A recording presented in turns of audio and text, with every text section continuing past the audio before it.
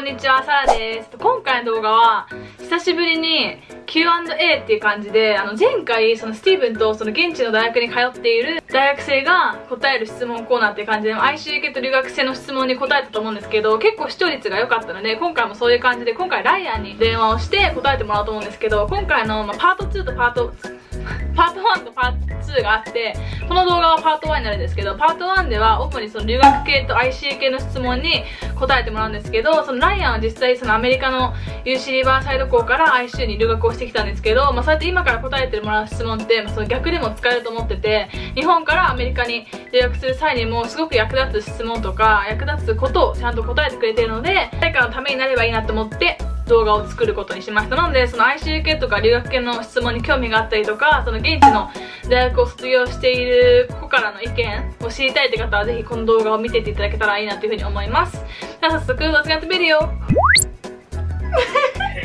Hey! How do I record this? Is it Command Shift? How did you decide which school to studying abroad in? で質問は、どうやって自分の留学先を決めたかっていう質問なんですけど、それをまずは聞いていきたいと思います。Okay. So for me, it was a pretty easy decision. Once I chose that I wanted to go to Japan, there was pretty much no other option than the school that Sarah was going to. Luckily, through the UC system, I was able to go to her school. It was part of our program, and ICU actually has one of the best Japanese language learning programs in all of Japan, so it ended up being a win-win situation for me. Yeah, that's why I chose ICU. まとめるとICU が結構日本語のプログラムに特化している学校で、海外から留学する子たちのテイクケアというか面倒をすごく見てくれて、日本語も教えてくれるので、ただ国に行って授業を取るだけではなくて、日本語とか、日本の文化とかも生徒に教えてくれるっていうのが一つの理由で、一番の理由となったのが私が ICU に通っていて、日本に来たかったらしくてずっとだからすごくもう簡単な選択肢だったっていう風に言っています。なので理由としては自分が通ってた UC リバーサイドと、ICU が連携していたからすごく留学がしやすかったっていうことと、日本語のプログラムが特化していたから、日本語も習えるっていうのが理由だったという風に言っています。JLP でしょ？ JLP. Okay, how did you decide which country? Oh, it's like the part of the question, but how did you decide which country to study abroad in? で質問はどうやってどの国に留学することを決めたかっていう質問なんですけど、さっきと被ってしまう部分もあるんですけど、もう一回聞いていこうと思います。Okay. So I wanted to study abroad. That was the first decision I had to make. And then my next decision was whether or not I was going to go to a country where the first language was English or not. So I decided I wanted to go somewhere where English was not the first language, to kind of put me out of my comfort zone and to give me a challenge to learn something new and to be somewhere completely different. And so when choosing a country, it was pretty easy to choose Japan just because I had Sarah, and Japan is like the best country. It's one of the safest, it's beautiful, and it's not very old. It's there's modern areas, especially like Tokyo, but it also still has that culture and that you don't really find in America. Okay. 答えとしては自分が留学するってなったら自分の話せる言語が通じる国に行くか、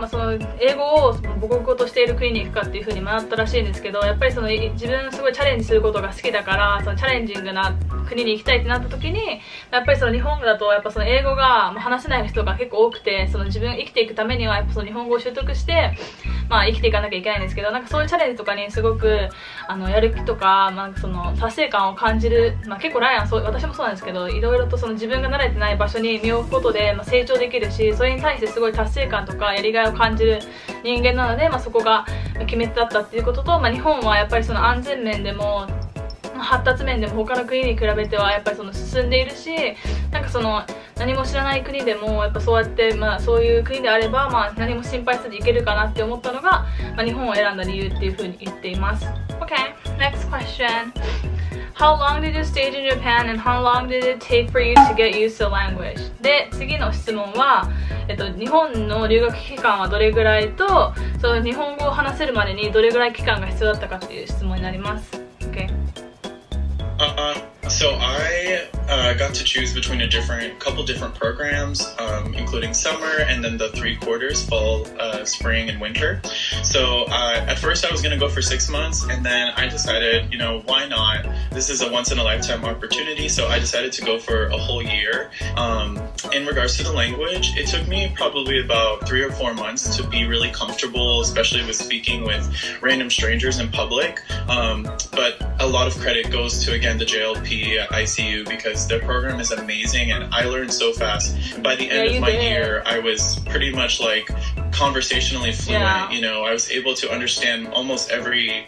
common situation in public, so I did pretty good. Yeah, you did.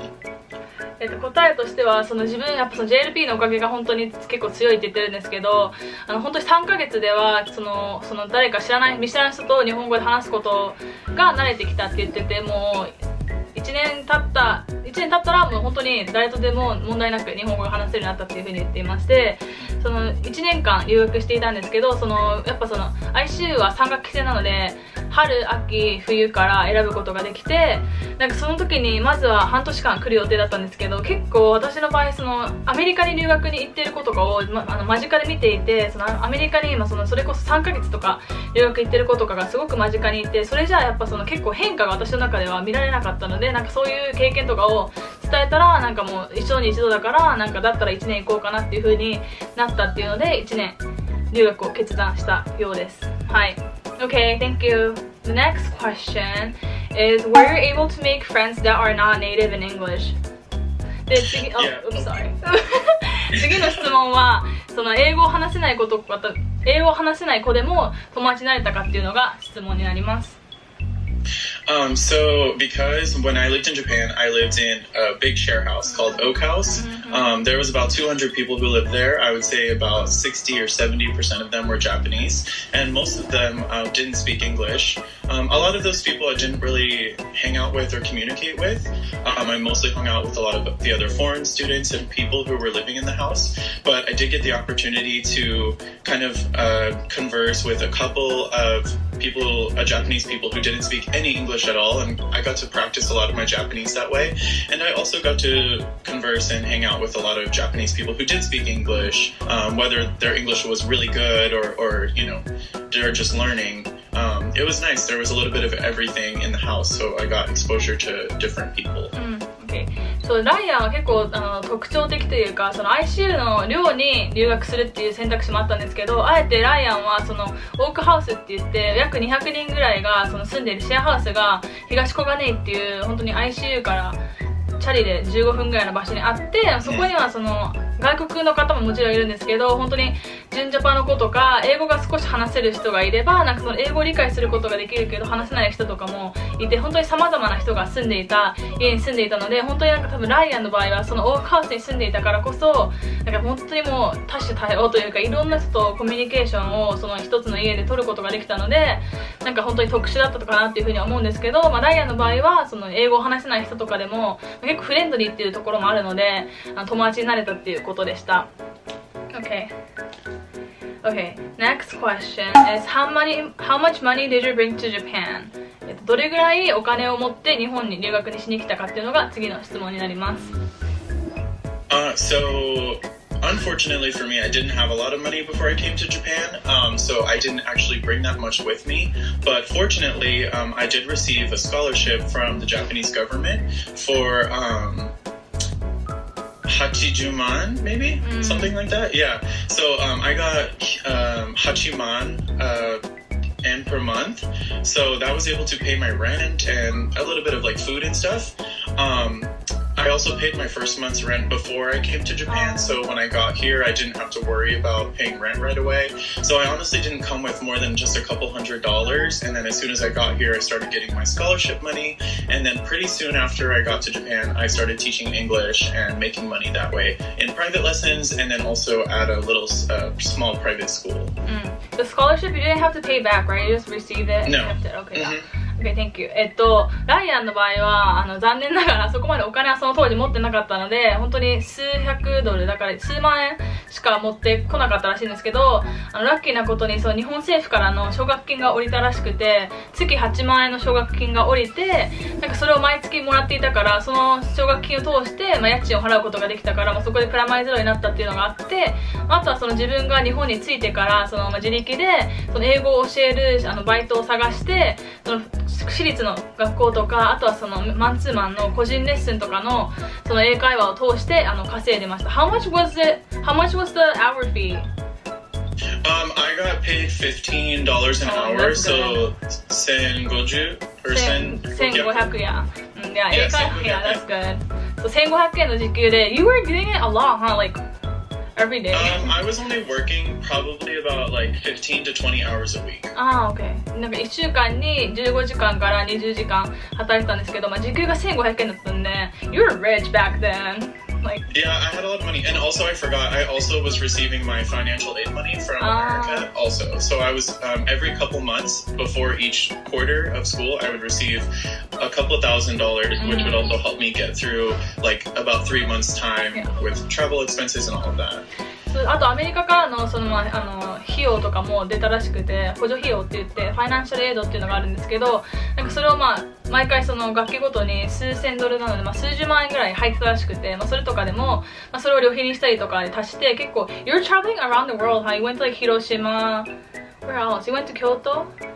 Yeah, I went to Kyoto, Osaka, Nara, Kobe, Hiroshima, Miyajima.Yeah, I did one trip. It was 2 weeks. Yeah, but most studying abroad students don't have the opportunity to go around the country. So I think you did pretty well because of the financial aid. Yeah, and I'm also pretty smart with money and saving. I'm an economics major in school, so I'm pretty good at handling my finances and making sure I have enough money to still have fun and enjoy life. Yeah.そうライアン結構賢くて、私もなんかちょっと似てるとこあるんですけど、すごいお金に敏感というか、お金の回し方というか、結構それがうまいので、ライアンの場合はそうやって本当に多分私の周りで他にも自分の高校から留学に来ていた友達知り合いがいたんですけど、やっぱその子たちはライアンみたいにそんな日本中を一人 You went by yourself too.いや一人で Yeah, mostly overnight buses. いや夜行バスを予約して一人で行くって考えられないじゃないですか。でもライアンの場合は自分一人でボンボンボンってやって、広島とか京都とかも全部一人で行ってるので、なんかそうやってなんか賢く日本を見ながら留学できたっていうのはすごいもう本当にライアン特有の技というか、私も見ていてなんかリスペクトするところが多いなっていうふうに思います。なので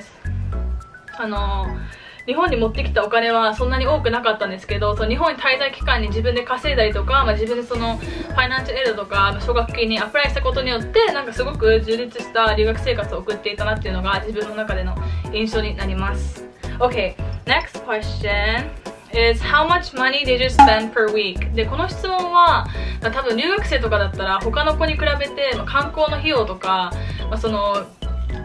家で自炊ができなかったりとかして少しお金が高くなってしまう場合もあると思うんですけど、この質問は週にどれぐらい使っていたかっていう質問になるので、それを聞いてみようと思います。Okay, thank you. So because I was in Japan for so long, I was able to, kind of spend a couple weeks at a time saving money and not really spending, just kind of spending on food and focusing on going to school so that way I could do some more, fun things every once in a while and spend money on traveling and whatnot. I think if I was in Japan for a shorter amount of time, like maybe 3 or 4 months, I probably would have spent a lot more money per week, trying to do everything and get everything done. I guess if I had to put a number to it, when I was, kind of going around and seeing things and visiting different cities and stuff, I was probably spending upwards of $200 to $300 a week on food and tickets and expenses and travel and everything.いやライアンの場合は長く日本に滞在したっていうこともあって、結構多分安いお店とかスーパーとかに、自力で行ってなんか慣れるっていうことができたので、例えば大学にフォーカスしている州だと本当に大学に通うだけなので、自炊をすることによって、すごい全然お金を使わなかった州もあれば、なんか例えば旅行とか行く場合だとやっぱ移動費とかも払わなきゃいけないので、そういう観光する州とかだと、多くて3万円ぐらい使っていたそうです。だから多分本当に自炊とか結構してたし、You're cooking a lot. You're making food by Yeah, yourself. I did cook a lot. 私は Yeah, 自 and 炊 that's した。 something that I didn't do in America. Yeah. そうアメリカでは全然 You lost so much weight. That's why you lost so much weight. 日本に来てめっ Yeah, I ち was ゃ so skinny in い Japan. やむっちゃ体重減って、でもそれはそのアメリカでは自炊してなかったけど、日本に来てその自炊する習慣がついて、その体重も減ったってことで、やっぱその自炊することは、どの国でも大切かなっていうふうに思います。はい。で、次の質問は Do you think it's cheaper to live in Japan? で、この質問は日本の方が、アメリカとか海外より住む費用が安いかっていう質問になります。So this one's a little tough. I think that living in Tokyo is kind of different than saying like living in Japan. I think Tokyo is probably more expensive than other places. Even other bigger cities, I think Tokyo is probably one of the most expensive cities to live in. So I think it would be kind of similar to like living in LA or New York. Price-wise, I was able to save money though, just because it's just a different way of living. Like, I spent more money on groceries, which I don't do as much here in America. Also, portion sizes in Japan are a lot smaller, you're spending less money on food because you're not having to buy so much food. In America, you have to spend $10 to $15 on a plate, and then you don't even eat it all. So in Japan, it's like sometimes you're almost forced to save money in certain situations, and then in other situations, things can be just as expensive. Transportation expenses are kind of a lot sometimes, especially on JR. So yeah, I mean, it's hit or miss. It's honestly up to the individual. How do you spend your money? そう本当にこれもよると思うんですけど、例えばアメリカの場合だとそのニューヨークに住むとか LA に住むってなるとめっちゃお金かかると思うんですけど、それも日本と同じで、例えばその日本の田舎に住むよりはやっぱその東京に住む方が高いらしいんですけど、でも本当にそれはなんかそのお金の使い方とかお金を何に使うかで変わってくるらしくて、そのライアンの場合はアメリカに住んでた頃はその州の食費にそこまでお金を費やしてなかったらしくて、多分その家に実家に住んでるのでそこまでその自分が普段食べる食費とかにはあんまりお金を使っていなかったんですけど、やっぱ日本に来るとなると、そのスーパーでの買い物とかもやっぱその数を多く重ねるとそれが塵も積もれば山となるって感じで結構積もっちゃうので、そこにお金をかかっていたっていうのもあると思うんですけど、でも他にその日本だとやっぱその結構本当に500円とかラーメンが食べれたりとか結構安い値段で外食ができると思うんですけど、アメリカの場合って本当にそれはなくて、一番安いお店に行ってワンプレート頼んでも1500円とか2000円とかしちゃうので、なんかそこに関してはやっぱその日本の方が安かったりすると思うんですけど、なんかその安いかって言われるとなんか難しい質問だけど、本当にその自分次第で安くも高くも生きれるっていう答えになりました。 Okay, the last question is going to be, now let's talk about bitches that come to your school to study abroad. So let's talk about the Japanese bitches who come to UC Riverside and like how you see them and like what's your opinion about them, like what's the difference from you coming to Japan and like seeing Japanese people going to American school. So honestly, at UCR, obviously I'm surrounded by Americans, and in America everybody looks different, so you can't really tell who is a foreign student and who isn't. Unfortunately, I didn't meet too many Japanese students at UCR. I'm honestly trying to remember. There were a few who were in my Japanese classes at UCR, but they weren't from Japan. Obviously, they were taking Japanese classes, so they didn't speak Japanese or anything. My opinion, I guess, just in general on like Japanese people coming to UCR and America in general just to study abroad. I mean, of course, I think it's a wonderful experience. I think anybody would love it, and I definitely 100% would recommend it. I think that American universities run pretty similarly to the universities that I experienced in Tokyo. ICU, with classes and times and scheduling and the workload, it's all pretty similar. So, there's not really too much difference in, either Americans going to Japan or Japan's coming to America. But overall, I'd highly recommend it, of course, always. Okay, thank you. 最後の質問は、今までは日本に来てる留学生としての話を聞いてたんですけど、そのアメリカの現地大学に通っていて、なんかその日本人が留学してるのを見かけたことがあるかとか、なんかそういうことについて今聞いてみたんですけど、やっぱりそれは本当になんか変わらないって言ってて、その日本に来るのもアメリカに行くのもあんまり本当に変わらなくて、自分次第だし、その行くことは本当におすすめするっていうことだったので、なんかそうやって留学を迷ってる人は今ライアンがそうやって私に答えてくれた意見は日本にいる中での答えなんですけど、それっても逆向きで考えても全然使える答えだと思うので、アメリカとかに留学を考えてる人であればそうやって今いろんな質問にライアンが答えてくれたんですけど、そういうのを元に参考にして留学を決断してもらえばいいなというふうに思います。でライアンも自分の大学で日本語の授業を受講していたんですけど、そこにいた日本人とかは日系人の子たちが多かったらしくて、日本から来ている子たちには実際会ったことがないって言ってるんですけど、全然ウェルカムだし、留学に対する姿勢とか意思とかにはすごい学校自体もポジティブっていうふうに言っていました。はい、OK, thank you.That's it for part 1. これでパート1の動画を終わりにするんですけど、パート2ではライアンが今アメリカに戻ってアメリカでずっと暮らしていて、最近就職先も決まったんですけど、そうやってみんなが気になっているアメリカでの生活の基礎の質問とか、私が個人的に気になっている質問とかについて答えていこうかなというふうに思います。では次の動画でお会いしましょう。バイ